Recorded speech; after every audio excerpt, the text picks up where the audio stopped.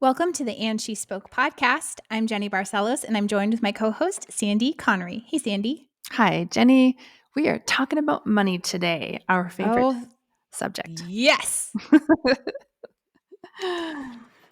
Yeah. So So we there's, kind of love talking about money. It's our yeah, favorite but thing to talk about. there's this saying that's like money can't make you happy.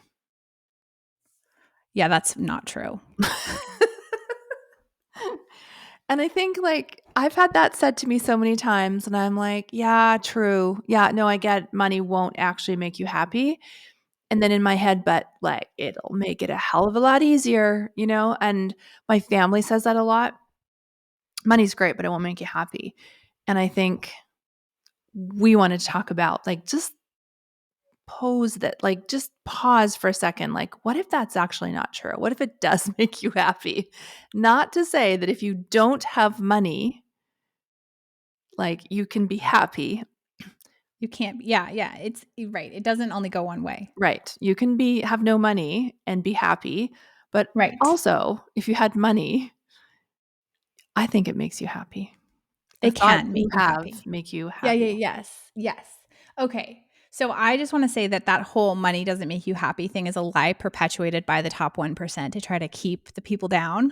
Right. So Yes. FYI, that's my fundamental belief about that. But also, you know what? I think that money is just a tool, right? It's energy. And so it depends on who you are and how you use it. So if you love using tools and you have visions for how to use the tool and using the tool makes you happy, then sure, it can make you happy. Heck yeah, just like if you're a kid and you have more candy, you're going to be more happy. It's like the same thing. Like until it makes you sick. But like up until that point, sure. Like I remember trick or treating as a kid, and the more candy, the more Halloween candy I got, the happier I was. Like it was a direct correlation. More Halloween candy is like it's like power. It's because then you dump it all out and you trade for things, and it's like a status and a power thing. Like Mhm. how could you say it doesn't make you happy? Yes, but I just as the mindset person, I do need to say, like, any one thing, circumstance, Okay, yeah, item fair. out there. It's like your thoughts, like, "I got more," like, "This is so fun," I love candy. Yeah. That's actually what caused the emotion. No dollar bills or candy will actually cause an emotion. It's what we think about those things, so just getting that out of the way. Okay, let's talk So it's about not the Kit Kat itself. correct. All right, I'm gonna think about that. That's like a deep Correct. thought, Sandy. Correct, but you had a thought, like, if I have more candy, I have more trading power.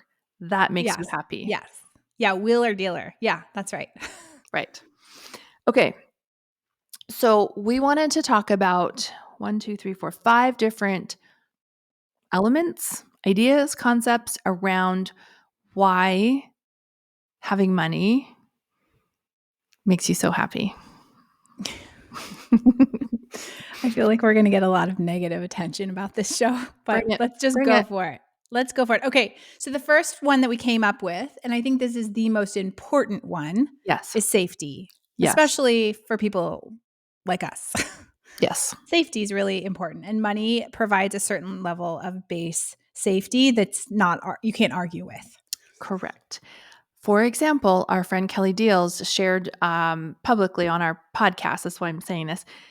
She was able, with money, to afford a very, very good lawyer so that she could keep her children, like for custody. She was able to have custody of her children because she had money, right? Like things like that. You can obviously afford a home. You can buy food. You can, get safely transport yourself around the city.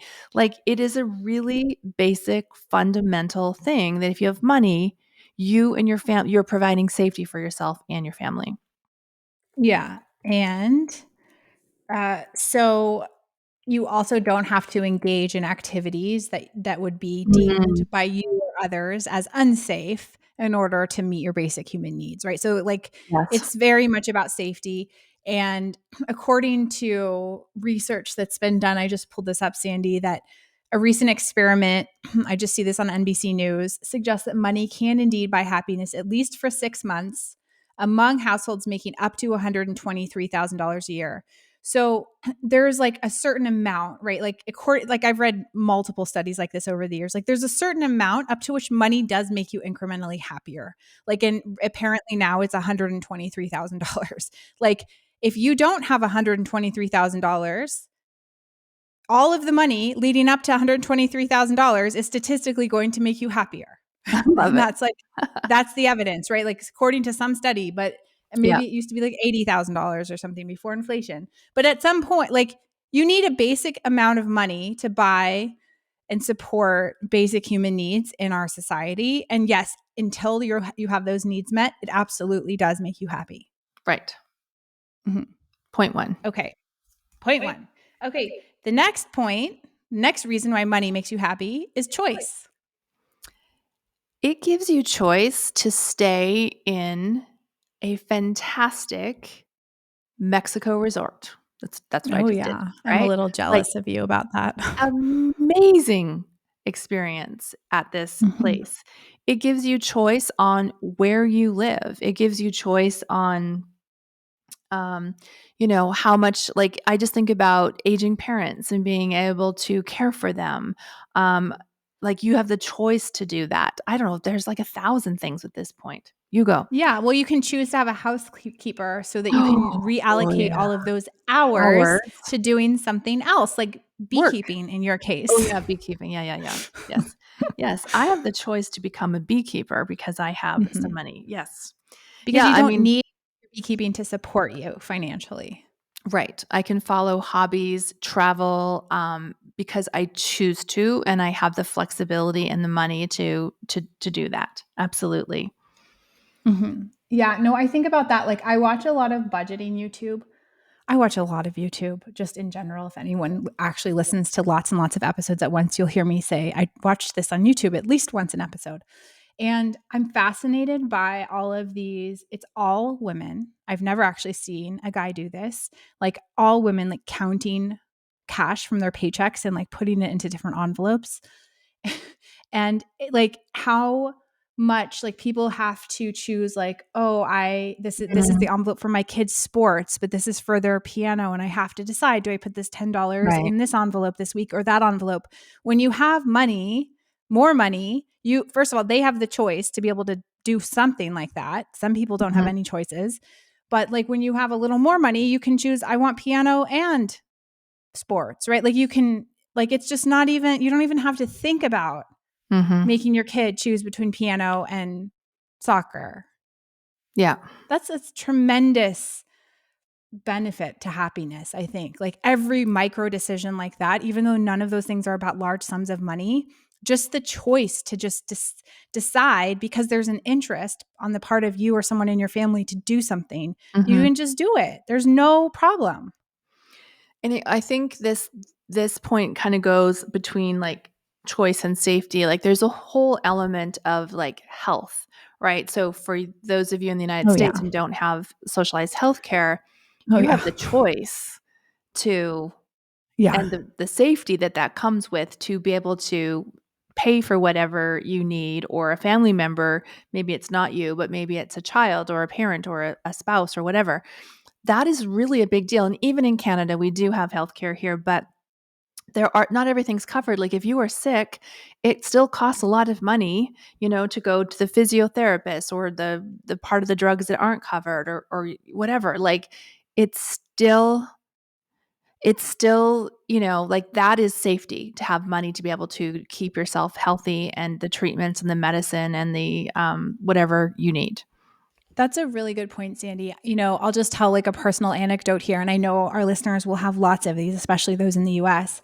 But when I was in law school, my mom was diagnosed with stage 4 cancer, and she owned her home outright. And so that was very lucky because we had to mortgage her home in order to pay for her treatment. And that was a tremendously stressful process. So we had the privilege of having something that we could liquidate in order to cover her medical costs to hopefully allow her to live a little longer. Unfortunately, that didn't happen. But, some people would have just had the money in the bank and would never have had to take all of this like stressful action to mortgage a house, to have stuff put in your own name, like all the things that my Mhm. brother and I had to do because there was no money to pay for my mom's cancer care. And then other people wouldn't have had someone with a house, right? So then they just actually couldn't have the treatment. And so I think it's so much about safety and choice, like that exact experience, like it, all of those kinds of experiences are what lead me to say very publicly that money does create happiness. Like it can, it doesn't Mhm. always, but it Mhm. can. Mhm. Yeah. Yeah. Totally agree. Okay. Next one is power and influence. Well, yeah, I love power. So here's the thing. My big dream, when this is all said and done and all of the companies are built and sold, is to become a philanthropist professionally. Like that's been my dream since I was really young because I'm a weirdo. And I just love the idea that I would get to have some amount of control or power over what gets solved in the world or how it gets solved because I have the resources to do that. And I think that stems from me being an activist for a long time, working in the nonprofit space for a long time, where I had to make so many decisions in my career and on the projects I was working on that were based on what a wealthy individual or family foundation deemed worthy of spending their money on, right? And it had nothing to do with what I, as the expert, thought mattered or where the most leverage was. It was like 100% like, oh, yeah, yeah, we love you and your work. We support you. But like, here's what so and so wants the money to go to. So fit what you want to do in around that. So I want to be on the other side of that table. And to me, that is like the greatest joy that I look forward to someday so much is getting to decide this is how we're going to solve this problem. I'm going to fund you and I'm going to fund you and you're going to do it this way. And that's my dream. And that's why Mhm. I also think power and money and happiness go together. And I think a lot of women forget this or don't consider this point because our new favorite phrase is misplaced morality. So, for Yeah. those of you running a business and pricing, we'll often price really low so that we are kind and affordable and, we don't seem greedy or focus on the money. Um, but what you're missing is having the money and being able to decide what to do with that money. And that may mean, you know, money towards your kids' school lunch programs or a particular charity or starting something. Like it could be much more um, small scale than what you're talking about, or allowing people who can't afford your program to come in or whatever. Like you can't do that if you are scrambling for money yourself or panicking to pay buy lunch for your kids this week. Like I think the power and the influence and I think it's like the decisions, like where does this money go, you get to decide because you own it. Yeah. It's the best thing ever. I just can, I only know it on a small scale, but I am looking forward to experiencing it on a big scale. And I think we all want power, but a lot of us are hesitant to admit that even to ourselves because I think we, especially as women, are thought that that's like negative or unladylike or unbecoming to want power. But like, just be honest with your damn self. Like, come on.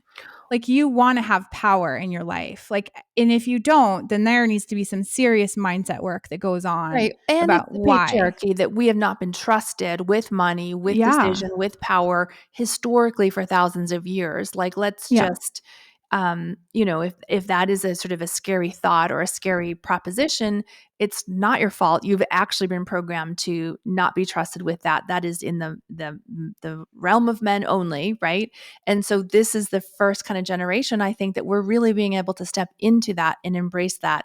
But we have to be open, and it doesn't mean that we all act like Elon Musk. Like we get like that's the exciting part for you and I think is like having more Yeah. Do women it have our more own money. way. Yeah, and Yeah. making these decisions that can impact, cultures and world and countries and health systems or whatever, in a beautiful way as opposed to I don't know, get people to Mars kind of way.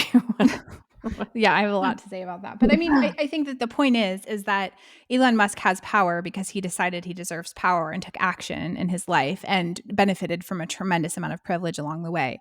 But like the guy just has so much, he's just so power hungry and he has so much audacity to be like, oh, I'm going to lay off, 4,000 people by not telling them and locking them out of a building. Like, there's just so much there. The fact that one human being can even make a decision that leads to that outcome says volumes about our society and what's acceptable and isn't. And you and I certainly, neither of us would ever make choices like that, right? And I think that that's part of why I want power, is because I want the face of power to look different and to act and behave differently. And I've seen and been around powerful people and leaders, whether, leaders of countries or preeminent writers or scientists, like, and I've seen people have tremendous power because of who they are and their influence, and they used it for good. And like, we need a lot more of that. And so people like us need to have more power. And that's like why entrepreneurship is so appealing to me, is because it's one of the only ways to actually create power when you weren't born into it. Like when you weren't Right. born into a certain situation, like it's almost impossible You to have get to enough have money. money to You have to create have power. money. Yeah. Yeah. Yeah, absolutely. Okay, capacity. Yeah. So capacity is all, I mean, they kind of all flow together, right? But Yeah. capacity is like the ability to buy the support that you need to fulfill your goals and objectives, right? So that means hiring people, that means bringing in additional resources. Like capacity building is like adding in whatever needs to be added in so that you can achieve the goal that you have. Yeah. And that all also equates to money. Yeah, I think that one's pretty obvious. It's increasing your ability to do things so that you can make more money, so that you have the money to do all the other things. Yeah, it creates leverage is what it does. And then this is where power and money become a flywheel, because the more you pour in, the more money and power you get, and then you have more to pour into the wheel, and then it self-perpetuates and grows and grows and grows. So like, yeah, it is definitely about money, and it's definitely about resources, and also the decision to allocate resources in a certain way that means you're focused on getting more power and resources. It's also like the choice there to do that. Right. Okay, the last one is freedom. And I feel like, again, there's so much overlap here, but money brings you freedom. Oh yeah. Time freedom, location freedom, freedom with who you have in your life, Mental freedom. You don't not yeah, worrying about all the small details about soccer versus piano. right. Yeah, I think about that. And so, think about the great philosophers and thinkers that you look up to, like the Einsteins or the Freuds or whoever it is that you've read their work growing up or in your schooling. All of those people were only able to do that work because they had money. And So they didn't have women to, and women, supporting women them, doing their work. allowing them Yes, to do that. Yeah. capacity building right there. But they didn't have, like, they had time and money to sit around and think. And like, that's the greatest luxury, really, is to be able to not have to physically labor with most of your waking hours to support yourself, so that you can have creative freedom, you can have time freedom, you can choose, like, oh, I'm going to spend the summers, you know, in a cabin in Montana off the grid, and I'm going to write my next play. Like, that's all privilege based on money.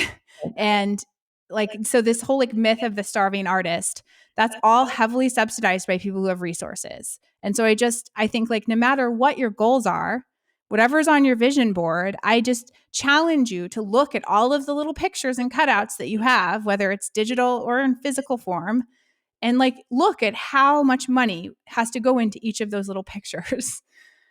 Yeah. And how happy you would be if those little pictures manifested themselves in your life. Damn straight. Yeah. Amazing. Okay. So, conclusion. Money can buy happiness. How good does it feel just to say that and not dance Yeah. around it? Yeah. Money makes you happy.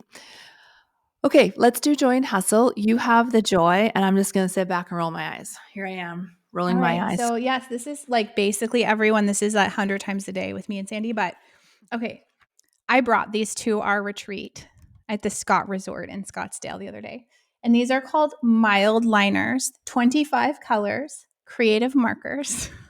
They are highlighters that are like mild colored, and there's lots of choices, and they're amazing, and they will change your life. If you are a pen and paper kind of gal and you have notebooks where you take notes or you do anything by hand, I encourage you to look up mild liners. We can put a link in the show notes.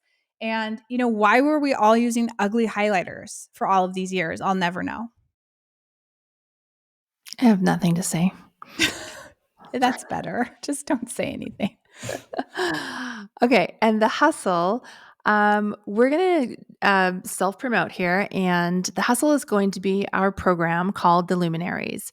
And this is our 1-year program where we take early stage entrepreneurs and get them to their first 100K through visible strategies, through mindset strategies, and all the thinking, all the experiences we've had in the last how many years? 8, 9 years? I don't even know. Forever. We've just distilled it into like, here is your plan to 100K. Yeah. It's very prescriptive. We have spent all these years coaching and mentoring other entrepreneurs who primarily were teaching on our platform, Marvelous, formerly known as NamaStream. And we learned some things along the way. So, what we decided to do over the last year as we split our companies up was to kind of cull our Inner Circle program, which is no longer going to exist because it's now the Luminaries. And we decided to focus on only the content that moves the needle and to put it into kind of a proven formula that's essentially simplified. And it is a step-by-step playbook for how to go from nothing, just a dream and some sweat, to $100,000 with a single offer and a single message and a single set of strategies. And so we are following our own playbook with this company, the And She Company, and it's working very well for us. And we're teaching it in our Luminaries program.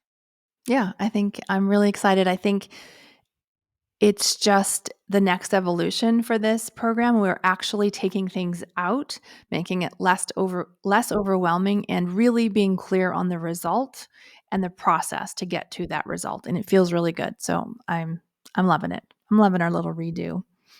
Yeah, I love it too. And I love the name because obviously becoming a luminary is something that most of us have never considered for ourselves. And I think it's also a reframe there for what if you allow yourself to think of yourself as a luminary?